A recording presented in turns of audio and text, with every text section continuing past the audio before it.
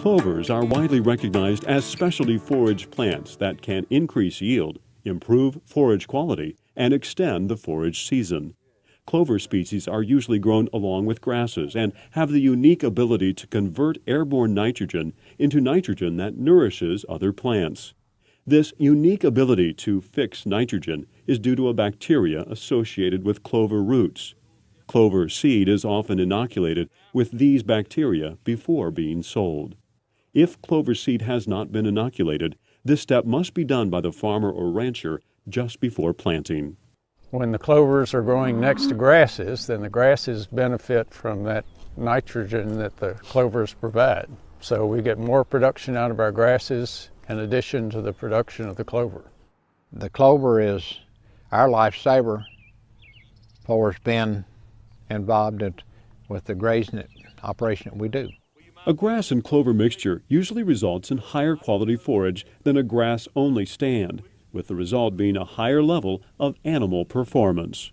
When the heifers are out here grazing, they graze both clover and grass, but the clover provides protein, or more protein than the grass does.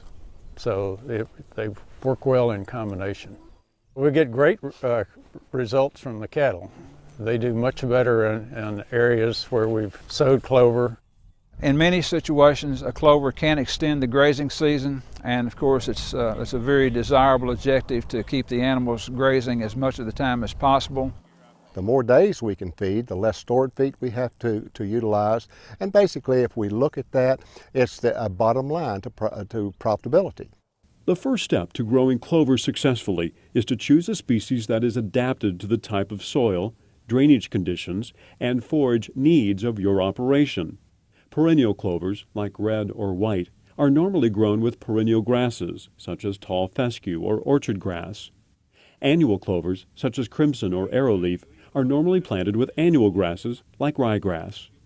You need to really know your clovers and grasses and summer grasses and annual cool season grasses and know what will grow on what type of soil.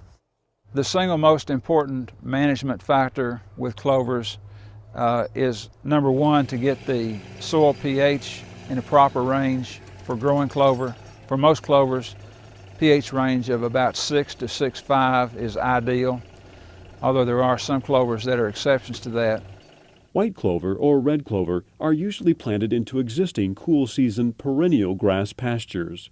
This can be done in either autumn or early spring, depending on geographic location. Annual clovers are often planted on the dormant sod of a warm season perennial grass in autumn. The seed of clovers are relatively small and dense. It's important to not plant the seed too deeply, and of course, because they are small, getting the seeding rate correct can be more difficult than is the case with many grasses. And then we want to select good quality seed. We want to select a variety that's capable of growing in our area and capable of producing. And then we need to seed that at an appropriate time. And we need to seed it in a window that'll give us the greatest opportunity for success. Good grazing management is essential when growing clovers. It's important to allow the plants to have a periodic rest from grazing, which benefits both the livestock and the pasture. We need to rotationally graze our pasture to get the best results from the standpoint of the most dry matter produced, waste the less amount of feed, use it in a higher quality state, and use it over more days of the year. Everything I try to do here, I want to be somewhat sustainable. All forage-based livestock producers should take the time to consider clovers for their program. Experience shows clovers can make a positive impact on your bottom line. I certainly think that clovers and legumes in general should be a very important consideration of every serious-minded forage livestock producer who's in the business to be sustainable and profitable.